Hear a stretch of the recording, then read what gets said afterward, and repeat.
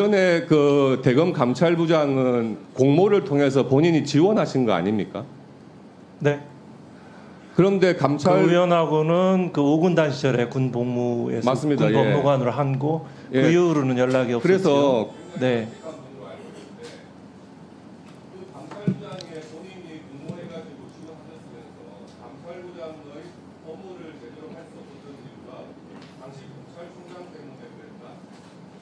그런 것을 다 이겨내고 감찰하라고 감찰부장 공모해가지고 그런 직책을 맡기는 거 아닙니까? 그래서 이제 그 뭐랄까 이렇게 검찰 출신의 언어로 표현을 하면 성과가 있었지요. 채널A 사건에서 윤석열 그 징계 사유로 들어갔고요. 고발 사주 사건에 대해서 초기에 감찰 조사를 해서 그 부분에 대해서 뭐 구체적인 사실관계는 생략하겠습니다만 지금 손준성 검사가 징역 1년의 실형을 받았지요. 그리고 한면숙 전 총리 사건도 추후 이제 어미준 검사 관련해서 이 청문회 절차를 통해서 낱낱이 밝혀지겠지만 그 검찰 조직이 얼마나 편파적이고 정치적이고 무도한지 이런 지점이 밝혀지라고 생각합니다. 제가 뭐 많이 부족하지만 제가 어떻게 보면 혼자서 할 수 있는 만큼 했습니다. 그게 다 기록에 남겨 있습니다. 저는 대검에 있었던 감찰 기록 모두 다 국민들이 다 한번 살펴보시면 과연 그 실상들을 알 수 있으리라고 생각합니다. 제 책도 한번 읽어봐 주시면 감사하고요. 부족하지만 전체적으로 이제 각 위원님들 말씀 들어봤고요. 또 제가 대검 감찰부장으로 근무하면서 경험했던 검찰 조직의 의사결정의 특수한 경험칙들 또 이런 유사 사례들을 또 보고 이 사안에 대해서도 사실은 뭐 협찬이든 내지는 마크로 비슷하든 등기부등본만 봐도 너무나 국민의 상식과 경험칙 사실 기록 자체는 평균적인 판사들이 검사보다 더 잘 봅니다.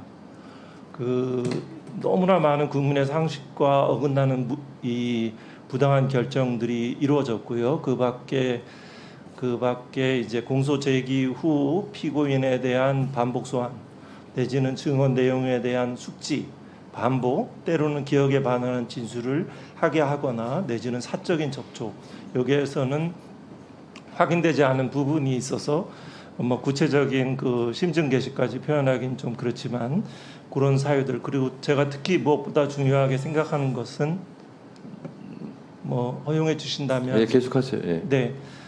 그 생각하는 것은 이 지금까지 사유 피의자에게 사적 접촉 또 피의자에 대한 검사실 내에서 전화를 하게 하고 또 여러 가지 사적인 특별한 음식을 제공하는 거 피자 뭐 과거에는 떡볶이에서 이제 피자로 바뀐 거죠. 뭐 여러 가지 이런 사유들만으로도 중첩되는 중징계의 사유들이 있습니다. 정직 이상의 또 때로는 뭐 경우에 사람에 따라서는 해임 면직에 준한다고 보시는 분도 있고 근데 이와 별과로 저는 더욱 중시하는 것은 검사로서 수사를 공정하게 하고 기소 여부의 판단을 해야 되죠. 거기에 대해서 단순하게 필요한 수사를 다 하지 못했다는 수사 미진의 차원이 아니고 기본적으로 자기 권력과 자리에 대한 욕심이든 내지는 비겁함이든 불의함이든 사악함에 대해서 그 자기 유혹에 넘어간 것이든 간에 이 수사 자체가 불공정했다는 거죠. 도이치모터스 사건 자체는 기소함이 마땅합니다.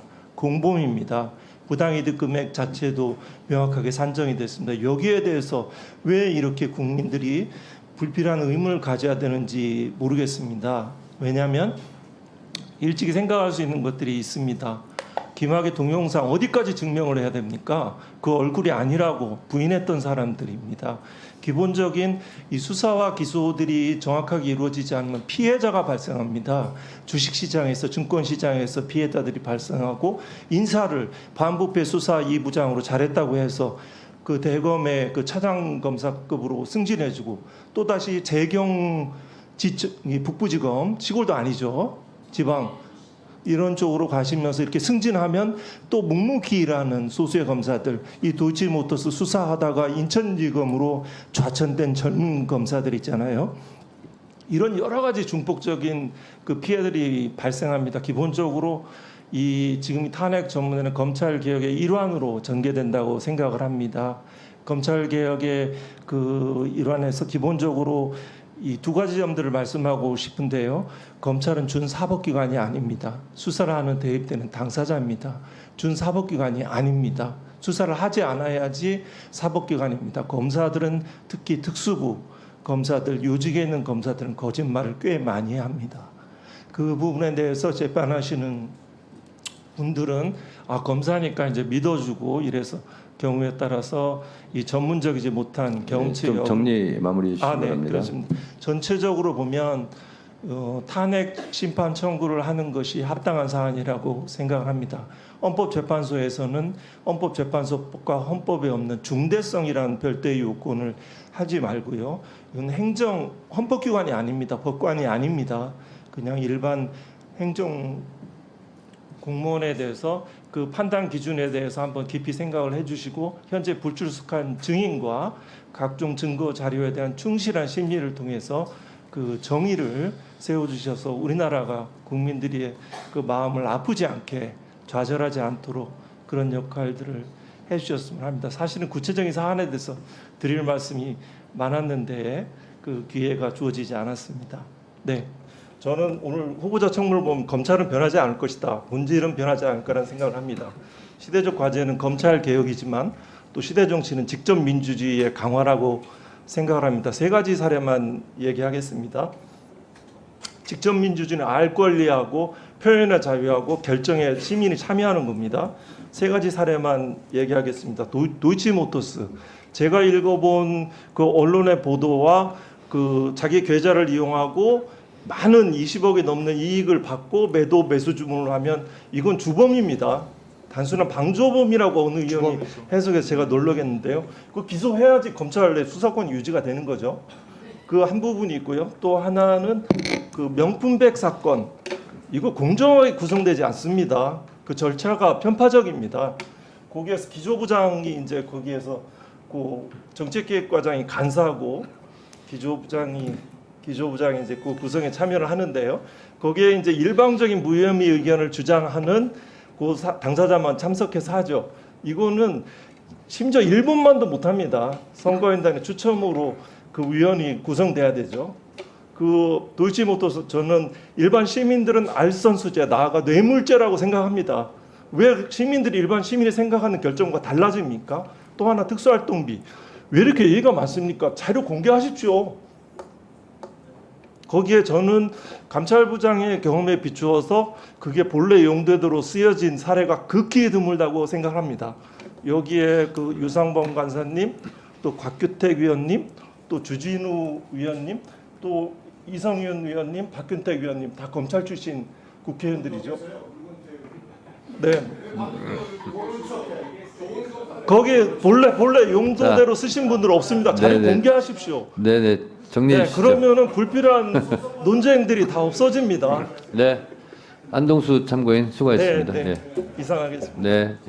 착석해 주시고요. 자, 저기 위원장님, 제가 기회가 없어서 네. 한 말씀만 더 드려도 될지 모르겠습니다. 자, 짧게 하세요.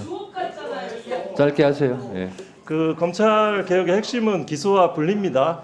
거기에 대해서 그 독일 같은 경우에도 그 코프 온의 핸드, 그러니까 영어로 표현하면 head without hands죠. 그러니까 검찰의 독일의 검찰은 그 수사권을 가지고 있지만 수사 인력이 없습니다. 우리나라는 6천여 명의 검찰 수사관들이 존재하죠. 물적 시설도 존재하죠. 그걸 아까 뭐 수사권에 뭐가 있다라고 이렇게 관념적으로 형식적으로 말씀하시는데 실제 독일 검찰들은 그렇게 않습니다. 수사 인력이 없습니다. 물적 장비가 없습니다. 법과 원칙 아무리 얘기하는데 왜 기록도 공개하면서 사건들 모르고 왜 그런 얘기를 합니까? 국민 앞에 그렇게 오만하고 정직하지 못한 행위를 전 이 순간에도 듣고 있습니다. 자, 저기 유상범 간사님 질의권이 없습니다. 참고인에 대해서. 네, 이 자리를 됐어요. 검찰 개혁을 약간 저지한 장으로 활용하는 알겠습니다. 것처럼 느껴졌습니다. 그래서 이 진술을 부과합니다. 참고인님, 네, 들어가시고 박수 치지 마시고요.